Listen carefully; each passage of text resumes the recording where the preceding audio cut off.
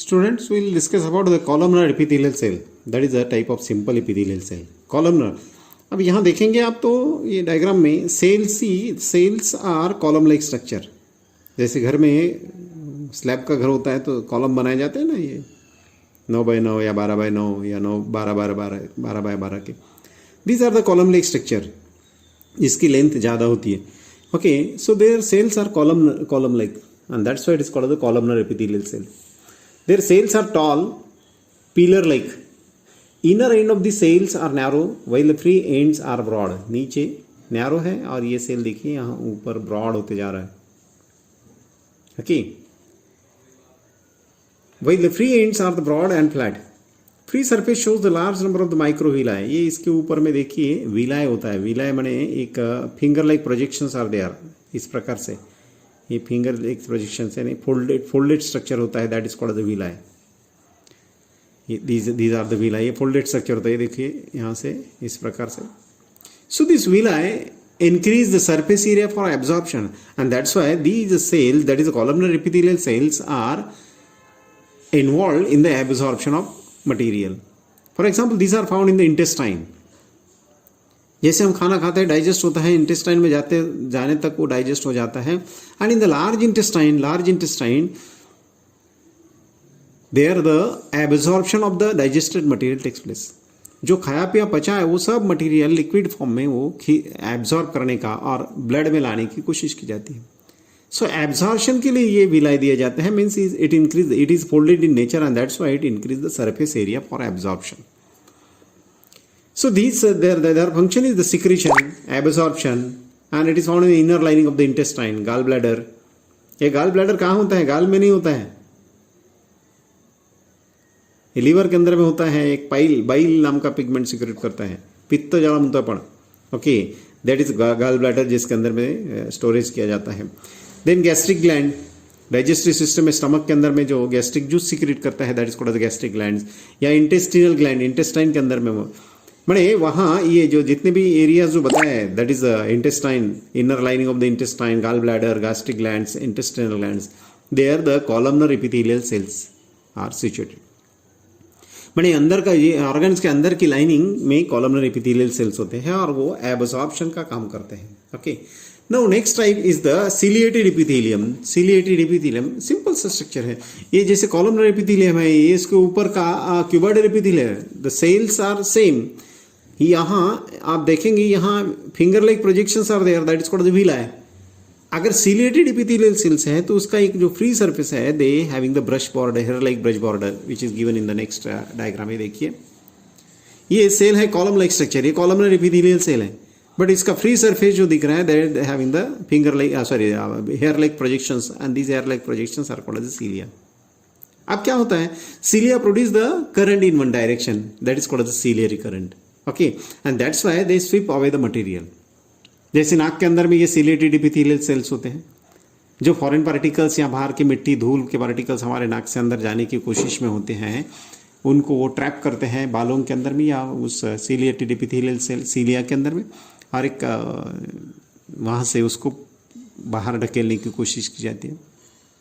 अगर यहाँ से नाक से अगर कुछ मटेरियल या वायरसेस या बैक्टीरिया कोई भी living non living dead material या धूल के पार्टिकल्स अगर अंदर चले भी जाते हैं गले के अंदर में, जहाँ ट्रकिया होता है, आपने 10th में पढ़ा होगा, the part of respiratory system, जो विंड पाइप होता है.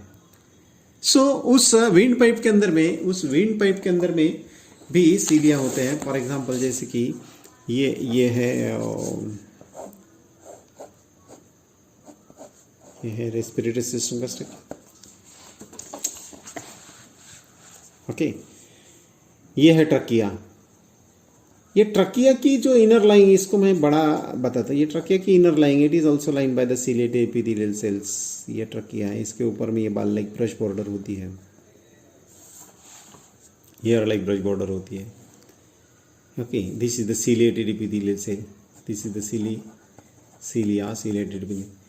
जैसे यहाँ से धूल के पार्टिकल्स अगर गए हैं या कहीं इन्फेक्शन अगर जाता है तो इसको यहाँ ट्रैप किया जाता है और ये सीलिया एकदम से करंट प्रोड्यूस करेंगे और यहाँ से इस मटेरियल को स्विप अवे करेंगे, means it does not allow the particles, unwanted particles to reach into the lungs. माने ये पार्टिकल्स को लंग्स में जाने से रुकाते हैं और ये सीलिया उसको बाहर ढकेल देते हैं और बाहर निकालते हैं।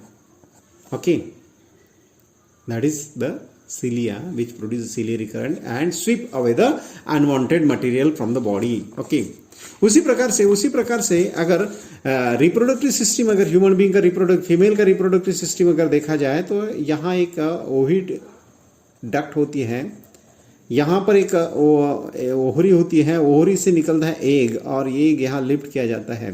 ओके, और ये एग यहाँ से धीरे धीरे निकालते निकालते यहाँ यूटेरस में लाया जाता है।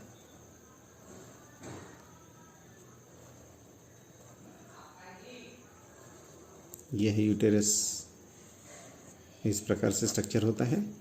सो यहाँ से एग को निकालकर, जैसे during the menstrual cycle the egg is produce and that egg is shifted in the oviduct, that is called the fallopian tube. और यहाँ इसके लाइनिंग में सिलेटेड एपिथेलियल सेल्स होते हैं, इसके ऊपर में ब्रश बॉर्डर होती है, hair like projections are there. ये धीरे धीरे इस एग को यहाँ से ढकेलते यहाँ लाकर सेट करता है। अगर कहीं फर्टिलाइजेशन हो जाए, संभोग होने के बाद यहाँ अगर स्पर्म आता है तो फैलोपियन ट्यूब में उसका मिलन हो जाता है, that is called the fertilization. अगर ये फर्टिलाइज हो जाता है एक, तो ये फर्टिलाइज एग यहाँ से निकाल कर, यहाँ फैलोपियन ट्यूब से निकालकर यहाँ यूटेरस में लाकर वहाँ पर ये बच्चे का इम्प्लांटेशन किया जाता है, बच्चे का रोपण किया जाता है, यहाँ बच्चा पलेगा, बढ़ेगा।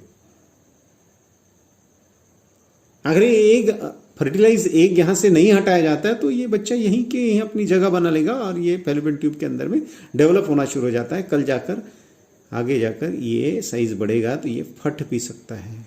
It's a dangerous situation. So यहाँ से इसको हटाना है और यहाँ यूटेरस में लाकर ले जाकर, मैंने गर्भ पिशु जिसको बोलेंगे, यहाँ लाकर उसको खड़ा करना है, वहाँ उसको जगह बना के देना है। तो यहाँ से निकालना, that is the duty of the ciliated epithelial cell. These are the cilia, ये देखिए यहाँ पर। So that's why these are found in the oviduct और it is called the fallopian tube. It is called the fallopian tube. या फिर nephron का अगर structure देखते हैं, नेफ्रॉन में भी होता है ये convoluted tubule. This is the Henle's loop, ये convoluted tube. This is the structure of nephron. Okay, यहाँ पर होता है ये Malpighian body. This is the first convoluted tubule. यहाँ से उतना ट्यूबुलर पार्ट होता है, यहाँ से लेके यहाँ तक का। So first part that is called the PCT and second part that is called the DCT. तो ये फर्स्ट पार्ट के अंदर में यहाँ भी ये सिलेटेड एपिथेलियल सेल्स होते हैं जो कि ब्रश बॉर्डर